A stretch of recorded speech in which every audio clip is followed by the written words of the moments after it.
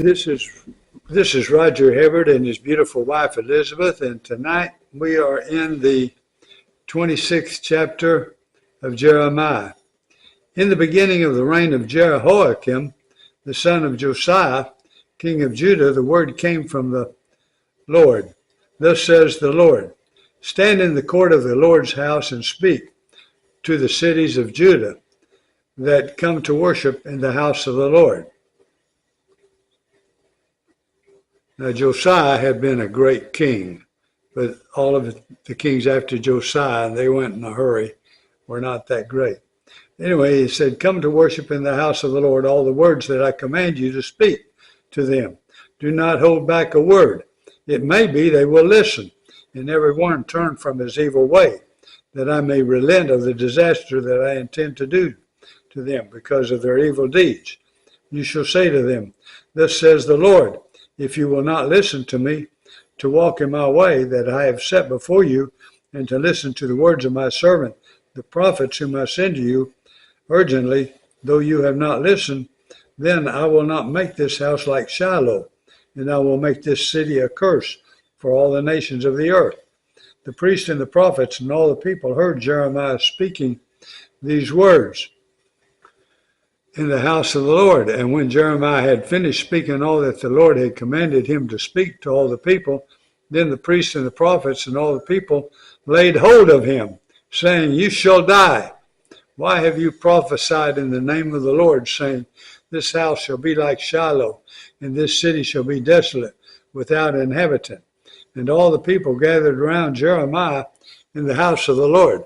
See, sometimes it's not real popular to stand up for what the Lord commands us to do, but have the guts and the courage to do it, okay? When the officials of Judah heard these things, they came up from the king's house to the house of the Lord and took their seat in the entry of the new gate of the house of the Lord. Then the priests and the prophets said to the officials and to all the people, this man deserves the sentence of death, because he has prophesied against this city, as you have heard with your own ears. Then Jeremiah spoke to all the officials and all the people, saying, the Lord sent me to prophesy against this house and this city all the words you have heard. Now therefore mend your ways and your deeds, and obey the voice of the Lord your God, and the Lord will relent of the disaster that he has pronounced against you. But as for me, behold, I'm in your hands. Do with me as seems good and right to you. Only know for certain that if you put me to death, you will bring innocent blood upon yourselves and upon this city and its inhabitants. For in truth, the Lord sent me to you to speak all these words in your ears. Then the officials and all the people said to the priests and the prophets, this man does not deserve the sentence of death, for he has spoken to us in the name of the Lord our God. And certain of the elders of the land arose and spoke to all the assembly people, saying, Micah of Moresheth prophesied in the days of Hezekiah, king of Judah, and all the people of Judah, thus says the Lord of hosts, Zion shall be plowed like a field, Jerusalem shall become a heap of ruins, and the mountain of the house a wooded height. Did Hezekiah, king of Judah, and all Judah put him to death? Did he not fear the Lord and entreat the favor of the Lord, and did not the Lord relent of the disaster that he had pronounced against them? But we are about to bring great disaster upon ourselves. There was another man who prophesied in the name of the Lord, Uriah, the son of Shemaiah, from Kiriath Jearim. He prophesied against this city and against this land in the words like those of Jeremiah. And when King Jehoiakim with all his warriors and all the officials heard his words, the king sought to put him to death. But when Uriah heard of it, he was afraid and fled and escaped to Egypt.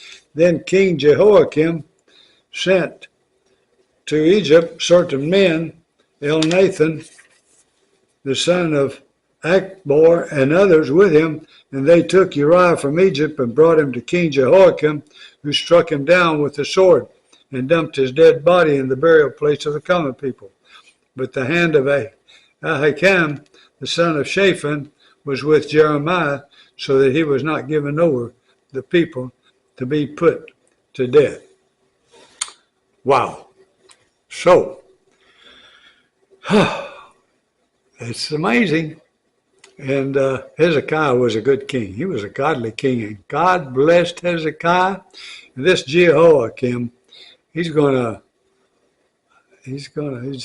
that good a king, is he? All right. Now we're going over to Matthew, and we'll be in the 7th chapter of Matthew.